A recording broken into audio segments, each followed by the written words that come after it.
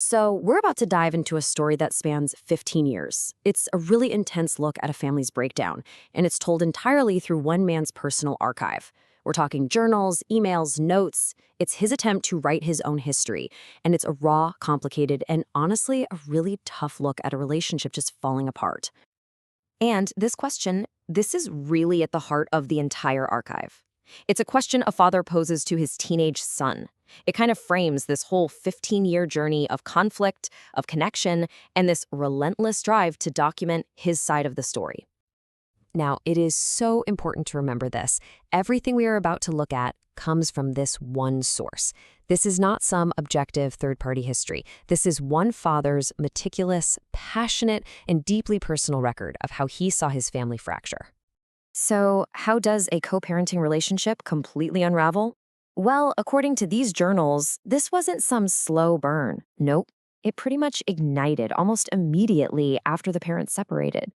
This quote right here, he pinpoints this as the exact origin of the entire conflict. After he came out as gay, he writes that he and the mother, Tess, had a verbal agreement to be equal co-parents. And he claims that if she had just kept her word, this entire massive journal, well, it just wouldn't exist. And you can see the contrast laid out so clearly here. On one side, you've got the promise of an equal partnership, and on the other, the documented reality that he says followed. Custody got cut down to every other weekend, she filed for child support, and there was this huge financial dispute over a $25,000 basement renovation he says he was never paid back for. That gap between the handshake deal and the court filings, that's where this whole story really kicks off. And that initial conflict, it quickly bled into the day-to-day reality of raising their son. The journal paints this picture of a kid, Josh, caught between two very, very different worlds, with completely clashing ideas about what was important. Just look at this text exchange. It's pulled right from the archive, and it shows you just how broken their communication had become. A simple request for their son's phone number gets turned into an offer to meet for coffee, but without him.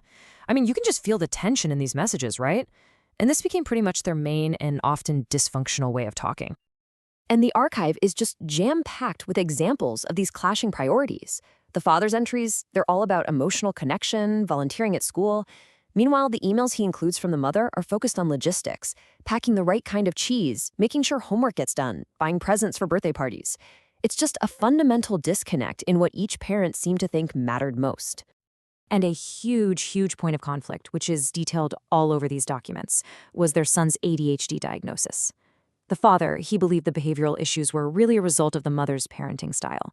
But in her emails, she accused him of being in denial, of not taking it seriously at all.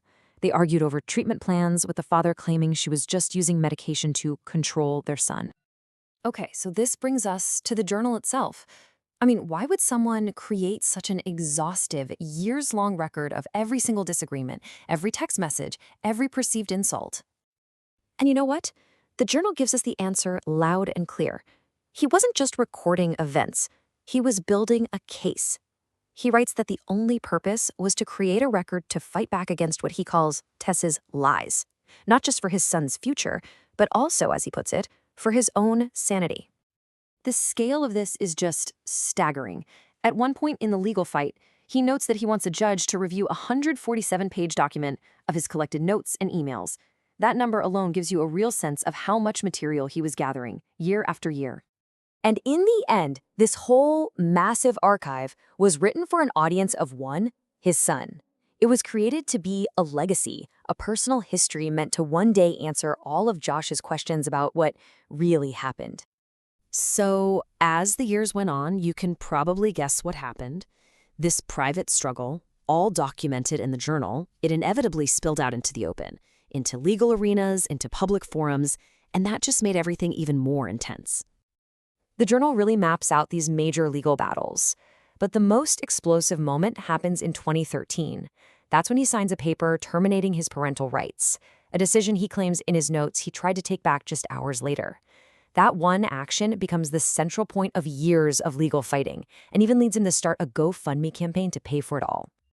And yeah, the fight definitely didn't stay in the courtroom.